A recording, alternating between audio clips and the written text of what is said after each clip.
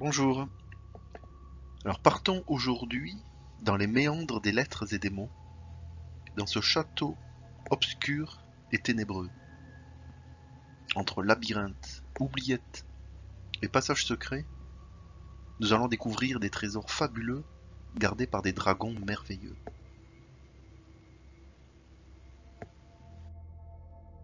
La langue française est une langue riche, très riche par rapport aux autres, complexe, très difficile à apprendre et encore plus pour un étranger. Les genres, les conjugaisons, la grammaire, avec toutes ces règles, ces exceptions, elle est issue d'un savant mélange, à la fois naturel et temporel, de dialectes multiples et variés eux aussi.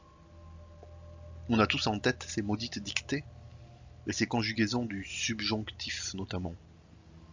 Mais pourtant, tout est bien cadré, ou rangé, je dirais plutôt, dans des livres que l'on appelle le dictionnaire, le Becherel, et d'autres. Entre le célèbre Littré, ou le dictionnaire de l'Académie française, tout y est figé, même si ça bouge de temps en temps, d'année en année, des mots en plus, des mots en moins, le temps fait son effet, mais les bases sont là, claires, denses, mais bien établies, quasiment intemporelles, comme gravées dans du marbre. Et parmi tous les mots du dictionnaire, on en décompte environ 100 000, mais il existe des mots particuliers qui cachent en eux des choses étranges et bizarres, curieuses, et qui en dévoilent beaucoup sur une quête particulière, vous l'avez compris, la quête alchimique. Et ces mots pour ce premier chapitre, ce sont des mots particuliers, comme je l'ai dit, ce sont les mots masculins qui finissent en et e. Partons à la découverte de ces mots étranges ou extraordinaires. Extraordinaires dans le sens où ils sortent de l'ordinaire et qui portent en eux, au plus profond, des particularités teintées d'alchimie.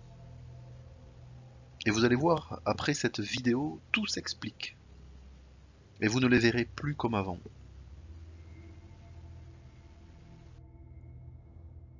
Alors suivant le dictionnaire, il en existe très peu, une trentaine seulement. La plupart des mots qui se terminent en et e sont féminins. Une année, une allée, etc. Et là, on en dénombre plusieurs milliers. Mais ceux-là, non. Ils sont masculins, ça en fait quasiment 1%. 99% sont féminins. Et malgré cela, malgré leur nombre très faible, bon, on en connaît quand même tous quelques-uns. D'ailleurs, j'ai posté une petite enquête récemment pour m'en donner. Déjà, merci à tous ceux qui m'ont répondu. Puis merci aux autres aussi, hein, bien sûr. Alors en voici une liste exhaustive dans l'ordre alphabétique tirée d'un dictionnaire. Androcée, apogée, Athénée, Borée, Caducée, Camée, Corée, Colisée, Coryphée, Élysée, Empyrée, Gynécée, Hyménée, Hypogée, Lépidostée, Lycée, Maccabée, Mausolée, Musée, Nymphée, Périgée, Périnée, Pongée, Propylée, Protée, Prytanée, Pygmée, Scarabée, Sigisbée, Spondée, Trochée, Trophée, Vorabée, Zé. Tous masculins et finissant en et e. Alors, première caractéristique particulière, hein, ils sont soit très connus de tous, soit pas du tout. Avec sûrement la première fois que vous les voyez. En tout cas, c'était le cas pour moi. Alors parmi les très connus et très utilisés, on citera un musée, un lycée, un trophée, un scarabée. Mais d'autres semblent sortis on ne sait pas d'où. Et je connaissais pas du tout. Un androcée, un hyménée. un Vorabé, un Zé. Ce dernier, le Zé, je pense, doit être connu des amateurs de Scrabble, mais il faut quand même reconnaître que il y en a des totalement ou quasiment pas utilisés. Alors juste rapidement, pour information, l'androcée, c'est l'ensemble de l'appareil reproducteur mâle d'une plante, les étamines d'une fleur donc. Et on en reparlera. Un hyménée, c'est un chant nuptial chez les Romains.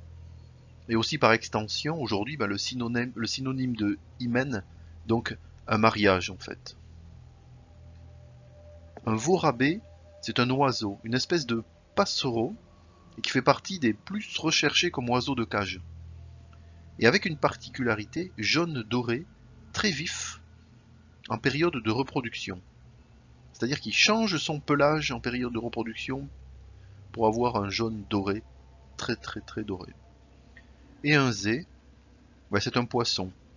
Il est l'autre nom en fait du Saint-Pierre, plus connu. Et il porte une marque particulière, selon la légende, imprimée par Saint-Pierre lui-même en voulant lui retirer une pièce d'or dans sa bouche. Et on en reparlera. Alors déjà, entre le masculin reproducteur l'or du Vorabé et l'or du Zé, qui le contient jusque dans son nom, le mariage, Saint-Pierre et sa marque, ça sent bon l'alchimie. D'ailleurs, parmi les mots les plus connus, masculins finissant en «-e» que l'on a cités, un trophée, gloire, victoire, un lycée, un musée, connaissance ultime, un scarabée, symbole de renaissance du soleil dans la civilisation égyptienne, et on le retrouve gravé avec les plus grandes divinités. Là aussi, ça sent bon l'hermétisme, la voix d'Hermès. Mais en dehors de cela, comme je l'ai dit au début, en fait, c'est tout ou rien. Soit bien connu de tous, soit pas du tout. Il n'y a pas de milieu. Un lycée, un musée, ok, mais un androcée, il y en a d'autres, hein. Un empyrée, un lépidosté, jamais entendu parler. Et on retrouve donc par cela une forme de dualité du monde avec ces mots. 0 ou 1, binaire, on pourrait dire avec les mots d'aujourd'hui. Pas de milieu. Une polarité extrême, comme le soufre et le mercure des philosophes, les deux racines de toute matière, des racines opposées qui constituent cette matière entière selon les alchimistes, de tous les continents et de tous les temps. Mais continuons. Alors regardons maintenant d'encore plus près, et parmi ces mots, il en existe des particuliers qui peuvent se rassembler en sous-familles, on va dire, après avoir lu leur définition précise. Musée, lycée, caducée. Trois mots qui nous font penser à la connaissance la plus belle et la plus haute, l'art et la culture, comme une science sacrée, mais pas cachée, ouverte au monde, diffusée pour tous.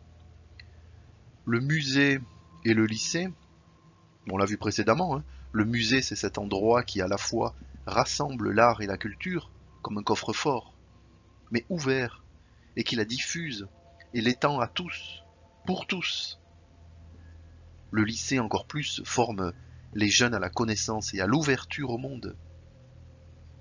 Et le caducée, mais comme celui d'Hermès, symbole des pharmacies, et donc, d'une certaine façon, de la guérison grâce à la science, à la connaissance.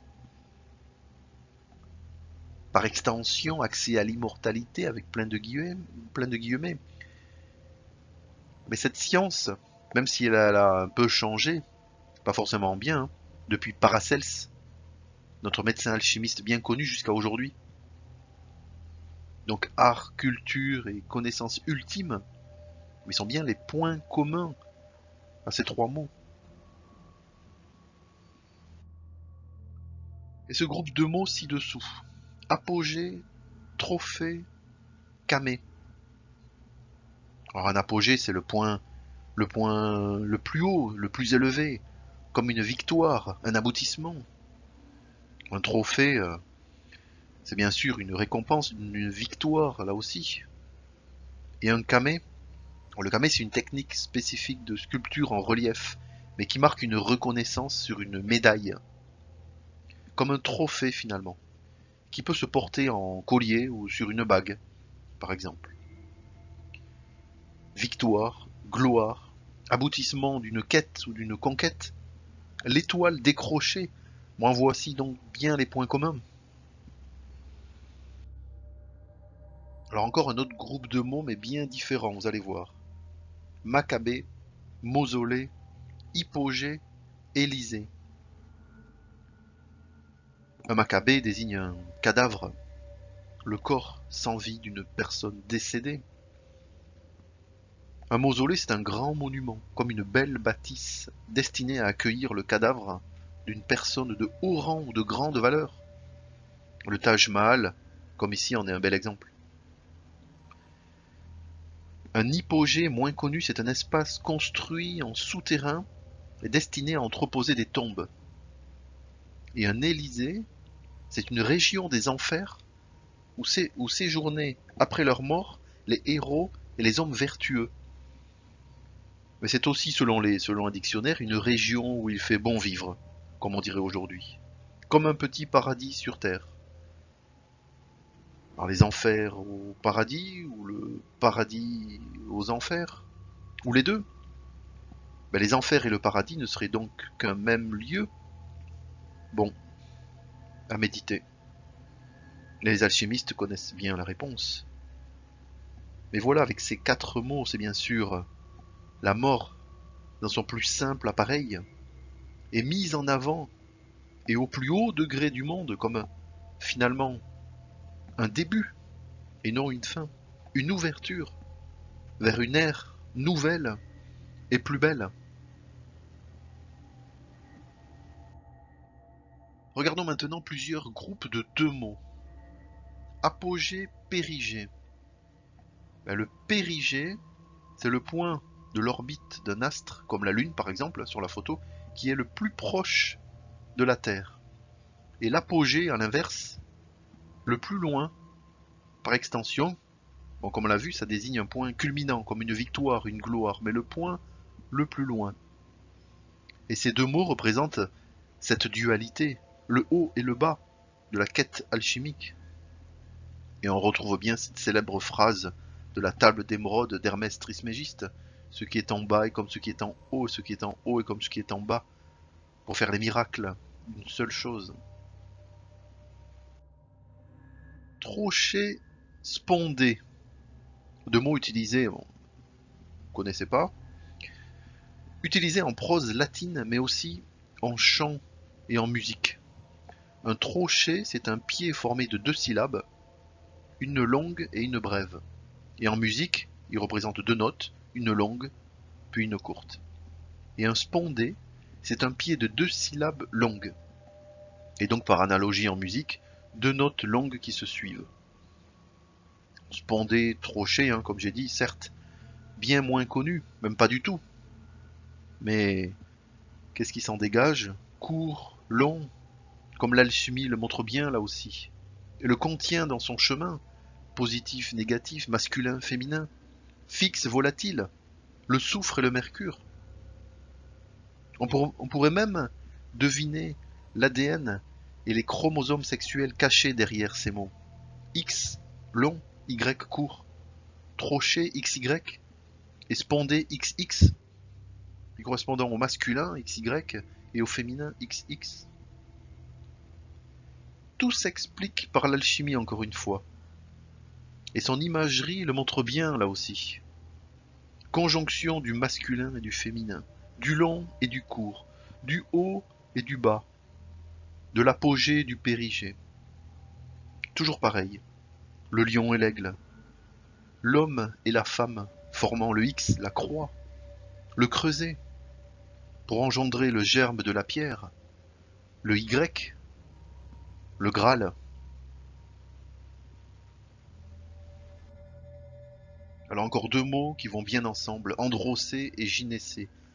L'androcée, on l'a vu, comme un mot inconnu du moins pour moi, c'est l'appareil reproducteur masculin d'une fleur.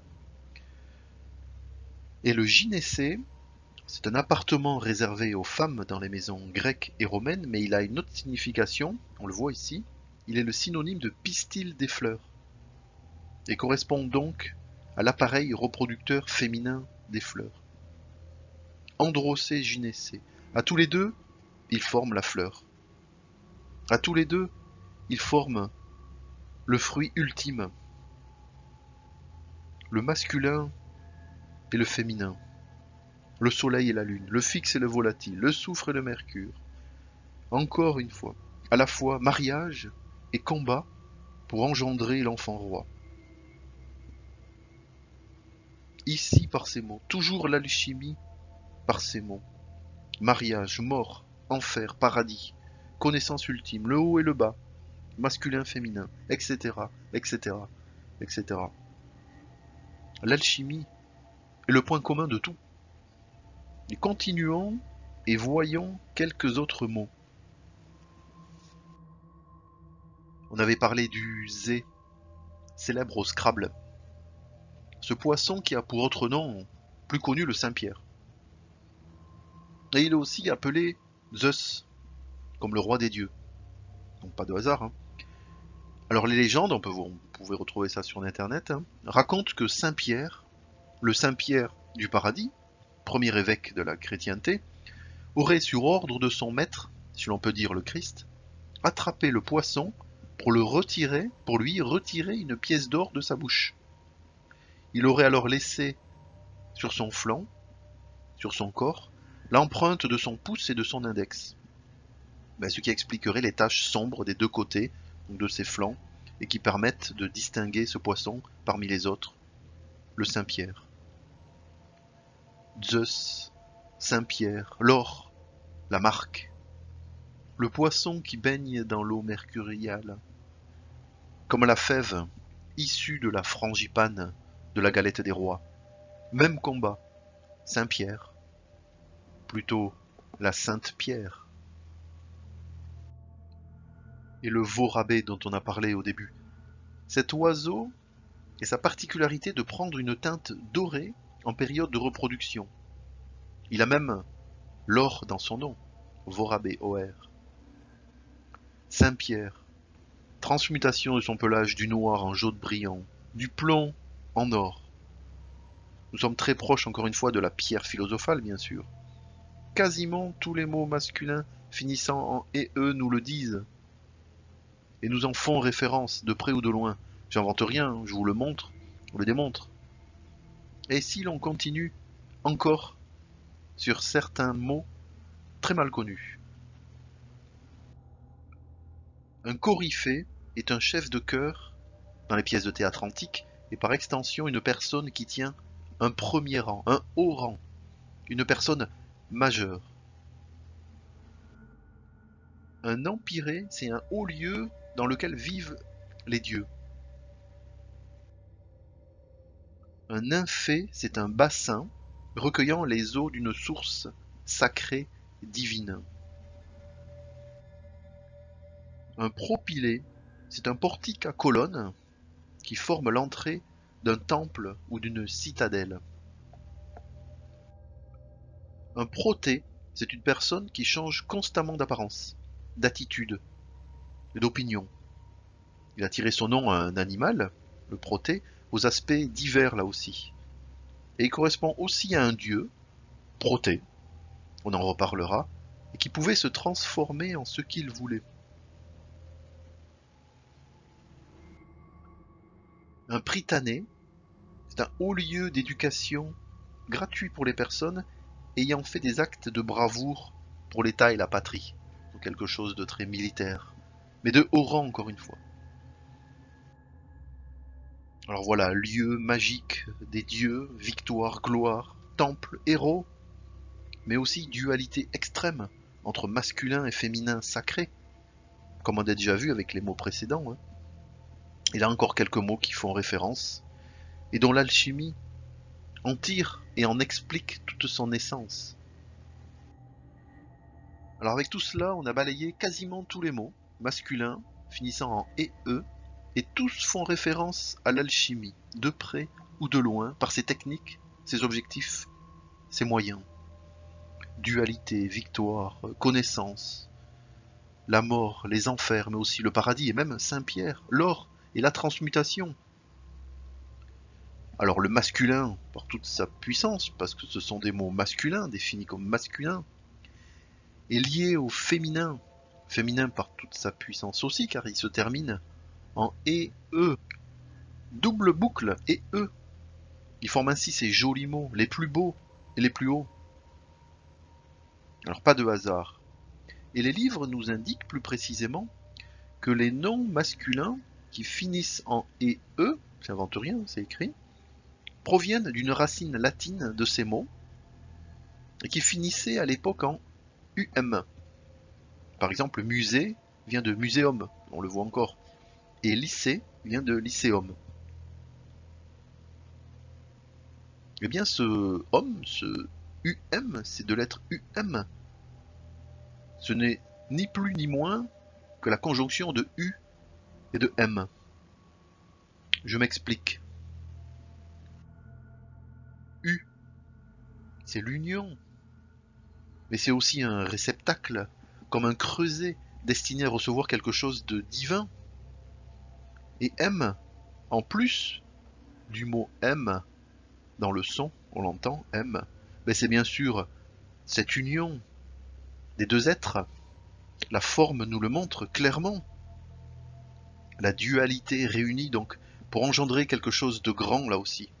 Le mariage des deux êtres pour donner naissance à l'enfant roi, la plus grande allégorie de la pierre philosophale, comme le soufre et le mercure, une fois purifiés, engendrent l'étoile, la licorne en termes alchimiques. L'étoile qui nous guide et qui nous dit qu'on est sur la bonne voie. Tout s'explique. Les mots nous le disent. La langue des oiseaux est bien là. Et ce et ce u et ce m, le u lié au m se prononce et on n'est pas très loin, même très proche de cette méditation, la plus grande de toutes, la plus connue, issue de Om Mani Padme Hum, et que l'on retrouve enfin, et sa signification précise, le joyau du lotus. Autrement dit, la perfection ultime, le nirvana, le Graal. Et quand on regarde ce mot, H-U-M, eh bien il signifie la connaissance.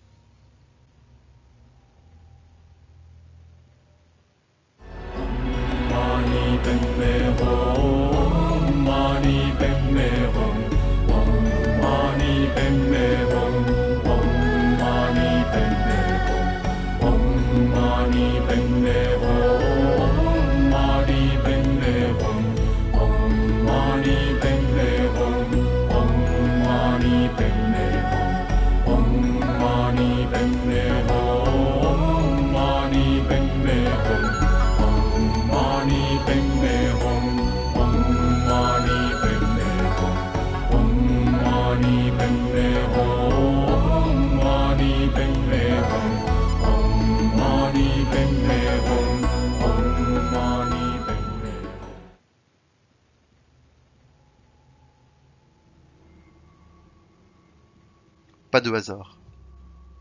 L'alchimie est bien là, par-delà les mots, au-delà des continents, au-delà des religions, au travers du temps et de l'espace, sans fin.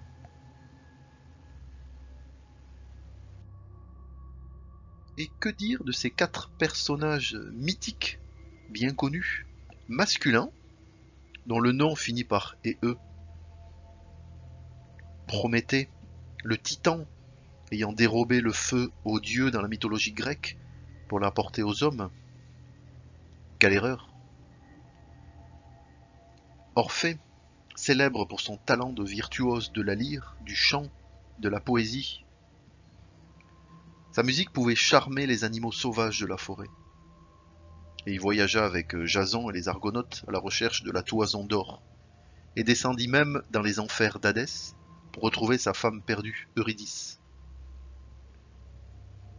Morphée, fils de Hypnos, le dieu du sommeil, et de Nyx, la déesse de la nuit. Il avait la capacité de plonger les mortels dans un sommeil profond, pour des rêves et des cauchemars. Ce nom s'emploie dans quelques locutions figurées de manière pour plaisanter, dans les bras de Morphée par exemple. Et Protée, comme on l'a déjà vu, en nom commun. Ben, c'est une divinité marine dans la mythologie grecque et dotée du don de prophétie et du pouvoir de se métamorphoser.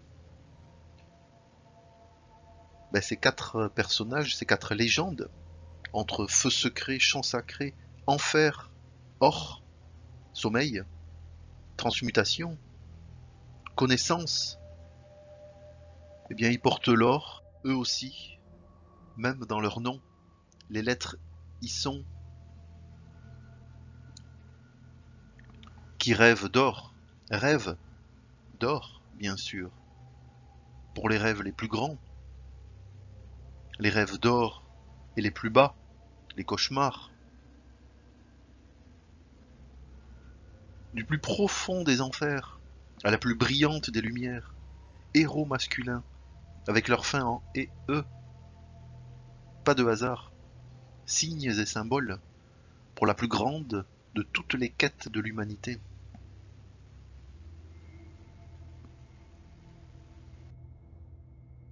Le dictionnaire est un trésor sans fin. Comme chaque mot n'est qu'un tout petit carré d'une mosaïque sans limite, ou une petite goutte dans l'océan des possibilités. Et derrière les mots se cache une vérité, la vérité, celle qui est détenue depuis la nuit des temps par ces gens étranges, les alchimistes. Ils ont bien compris l'origine du monde, et donc de la matière, de ses interactions, et de tout ce qui l'entoure, et qui fait donc ce monde, qui explique ce monde. Alors pas étonnant que l'on retrouve toutes ces marques dans les mots, qui eux aussi tentent de tout expliquer, ou dans les dieux grecs, romains, et issus des autres civilisations, partout, et qui relient tout cela comme des légendes, mais qui possèdent, au fond, un fond secret bien réel. Mais en plus d'avoir les clés, plus que d'avoir les clés, ils sont la clé. Et on comprend donc bien pourquoi la pierre philosophale et la transmutation du plomb en or n'a jamais été leur objectif premier. Ils ne recherchaient que la vérité et la connaissance de toute chose, drapés d'humilité et couverts de charité. D'où ces trois adages qui régissent toute leur quête depuis toujours.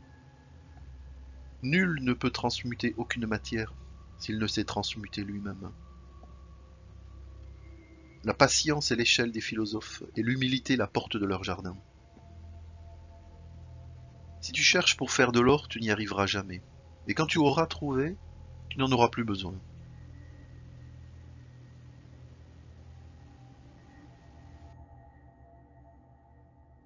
Merci. Et à bientôt pour un autre chapitre, d'autres secrets issus des dictionnaires.